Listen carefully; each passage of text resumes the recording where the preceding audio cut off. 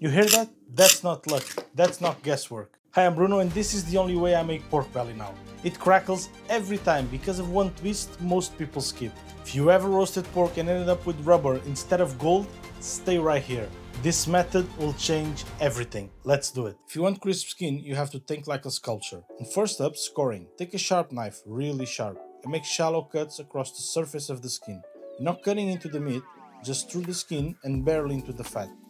The line should be neat, even and consistent.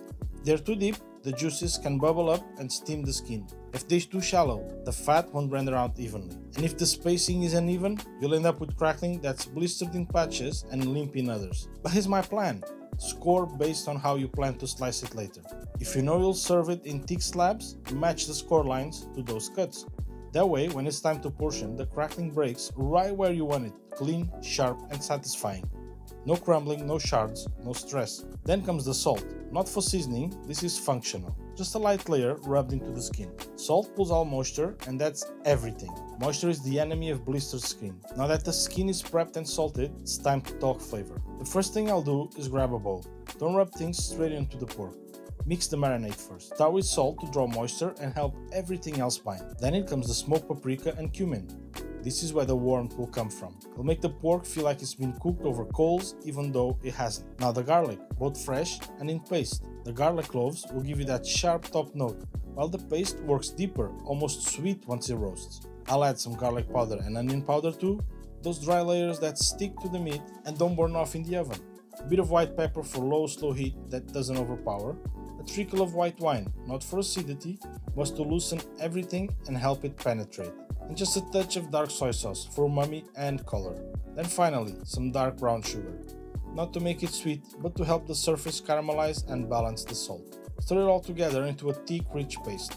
It should smell intense, savory, smoky, a little sweet, a little funky. That's your signal that you hit the right balance. Now lay the pork belly, skin side down, and rub the marinade firmly into the meat. Use your hands, press it in, get into the corners. This isn't just a coating, it's the foundation for flavor.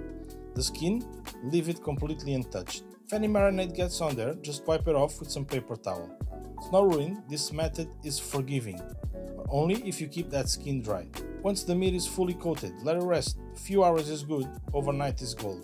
The spices will settle, the wine will soak in, and the pork will start getting ready for its transformation. This is the quiet phase, the part most people rush through. But if you want pork belly that's tender all the way through and skin that's ready to crackle, you have to slow down here. We're roasting low and slow. Not for crispness yet, this is about structure. Now here's where I add a small but essential move.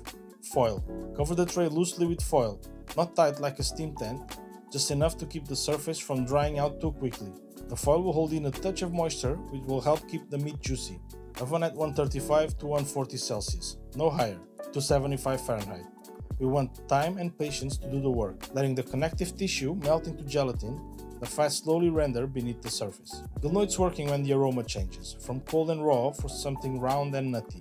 After a little more than an hour, pull it out, remove the foil, and let it cool completely. This rest is crucial. It lets everything settle, and it sets the stage for the final act, crispy skin. We're gonna put it back into the fridge, uncovered. And here's the key. Place it skin side down, on a tray, and set a weight on top. I usually use a flat baking tray with a few cans or packages on top. Just enough pressure to keep the skin in full even contact with the surface below. Why the weight? Because if the skin cools unevenly, it can start to curl or wrap, and that's a problem later. If even one corner lifts during frying, it won't blister properly. This pressure keeps the skin flat and tight, like a canvas before plating.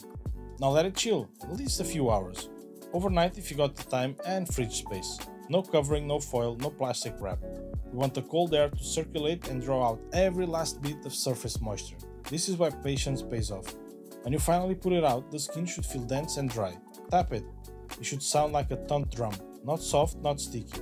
Because here's the thing, and all the careful prep, the drying, the roasting, the resting has led us here. This is where the skin turns to crackle. And we don't rush it.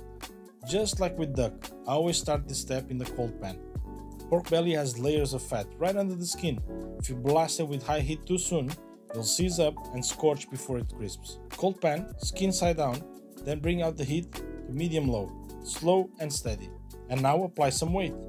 I use a second pan, sometimes a brick wrapped in foil. The goal is full even pressures, so every bit of skin stays in contact with the surface. No air pockets, no curling. That's the secret to consistent blistering. As the pan warms, the fat underneath the skin starts to slowly render. You'll hear a gentle hiss. The fat is escaping without violence, and the skin is tightening like parchment. Over the next few minutes, the hiss becomes a steady sizzle.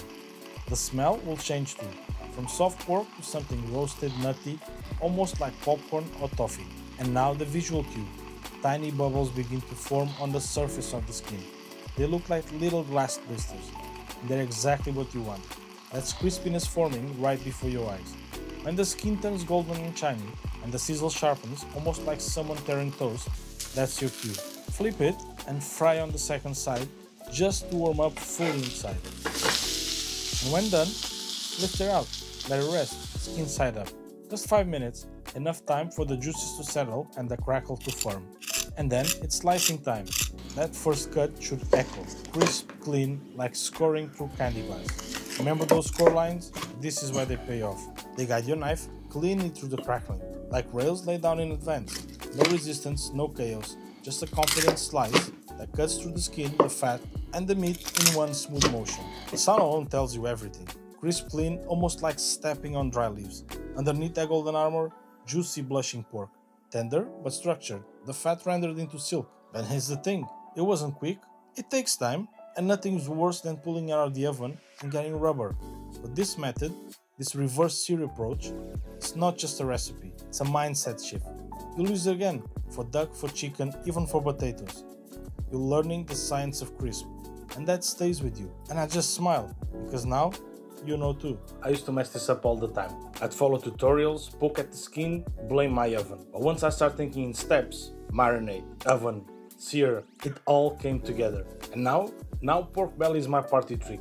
Every time I make it, someone asks, how did you get it this crispy? And I just smile, because now, you know too. And if this pork made you in the mood for something with a crunch, check this video out. It's a perfect snack for a hot afternoon.